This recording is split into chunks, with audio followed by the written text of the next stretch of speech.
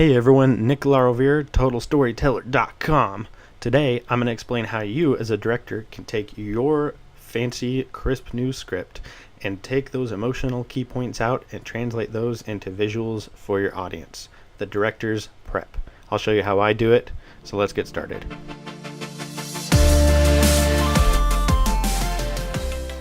Timmy from California asks, Nick, why do I need this silly piece of paper? Can't I just go and shoot something? Well, yes you can, Timmy, but the problem is that script contains important information for you as a director. Don't you want that? Don't you want to tell the best story possible? Then don't wing it. P.S. Timmy is not a real viewer. I made him up. The script is very important because it contains certain pieces of vital information that you need to translate into visuals for your audience. The question is, how does one do this? Great question. So when you're breaking down your script, I'd say the best way to approach it is by breaking it down into various moments, right? Sections based on theme or a particular message that section of the script is trying to send.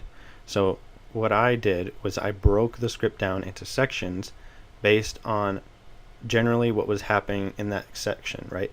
But within that part of that scene, or within that scene, there's going to be a major event or a major piece of information, right? The reason for the scene to exist. So you need to find whatever that point is. It might be an emotional shift, it might be a tone shift, it might be a key piece of plot information that the audience needs to know, otherwise they won't understand what's going on, or they need to know it for later. It might be character revealing moment. A character does a particular thing or conceals a certain piece of information. For example, as you can see in my script, in the first section I simply wrote establishing city mood. This section is establishing the tone of the film, it's establishing the location, it's basically communicating that particular information to the viewer. So this section, I looked at it and I said, okay, what is being communicated here? Good work, you broke down your script. The next step is you need to translate that into visuals. What are you actually going to shoot? Now, when I first got started, all I did was actually nothing. I did no visual planning whatsoever. I didn't do shot lists. I just was like, we'll just show up and we'll wing it.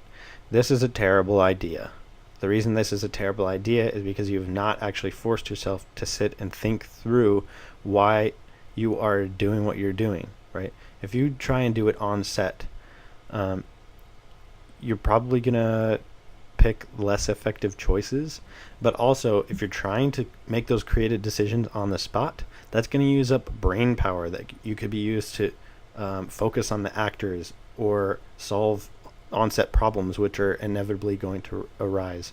So it's best that you plan your stuff out, even if at the least it's a shot list. You should be doing that. The two main reasons why a storyboard is so useful and so important.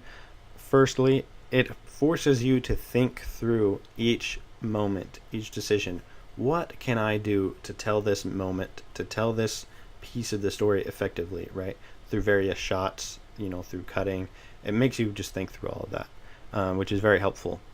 And you can come up with some cool stuff that maybe you wouldn't have thought of if you're trying to do it on the spot. The second big thing it does is provide a super helpful reference for your crew. Your crew will like that you have storyboards. It helps them understand what to do next. Helps them just communicate the vision to them, which people like. It helps things run smoothly when you're actually shooting. You say, but Nick, I can't draw. My drawing is really bad. But you don't actually need to be an incredible artist in order to do halfway decent storyboards. All you need is basic perspective in your drawings. You don't even need to draw faces. You don't need to draw details. All you need to be able to tell within your drawings is where people are in reference to other people. Is this person in front of the other person? Are they behind the other person? Are they behind the wall? Are they right? And to be able to tell how far something is from the camera. Check out maybe some online courses on some basic perspective and drawing. It's worth investing that time in it until such a time as when you're in Hollywood and you can pay somebody the big bucks to draw those fancy drawings for you.